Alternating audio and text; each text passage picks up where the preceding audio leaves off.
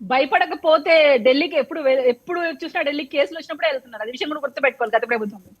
అవినాష్ గారి case hearing వచ్చినప్పుడల్లా ఆయన ఢిల్లీకి వెళ్తున్నారు. సో భయపడరు అనేది అది అవాస్తవం. చాలా ఖర్చులు ఎక్కువగా పెట్టి మరి లాయర్లను పెట్టి మరి ఇన్ని ఏళ్లు సుదీర్ఘంగా బెయిల్ మీద ఉంటున్న ఒకే ఒక రాజకీయ నాయకుడు ఎవరు అంటే జగన్మోహన్ రెడ్డి గారు. ఆయన అంత భయస్తులు ఇంకొకరు ఉంటారని అనుకోను. ఇంకొక దానికి బిగ్గెస్ట్ ఎగ్జాంపుల్ ఏంటంటే ఆయన తాడేపల్లి ప్యాలెస్ లో ఉన్న ఇల్లు చూస్తే మీకు అర్థమవుతుంది ఎంత భయం ఉందో ఆయనకి. దానికి గట్టిన బార్గేట్స్ అంటారు, ఏమంటారు, కమ్మీలు అంటారు, అంత బలంగా ఆయన కట్టుకున్నాడు. ఎందుకో మరి అంత భయం నాకైతే తెలియదు. ఒక ఇంటికి దగ్గర అన్ని కోట్లు పెట్టి అంత కమ్మీలు కట్టుకొని అంత ప్రొటెక్షన్ లో ఉండాల్సినంత అవసరం ఎందుకో కూడా మీరు ఆలోచించాలి.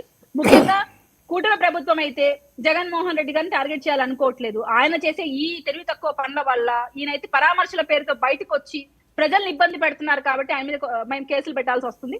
మాకు ఎటువంటి పర్సనల్ టార్గెట్ జగన్మోహన్ రెడ్డి గారి క్యాడర్ పైన కానీ జగన్మోహన్ రెడ్డి గారి పైన కూడా లేదు. జగన్మోహన్ రెడ్డి గారు కేసుల మీద భయపడుతున్నాడని మాత్రం వాస్తవంగా నేను ఒప్పుకుంటాను. జగన్మోహన్ రెడ్డి గారు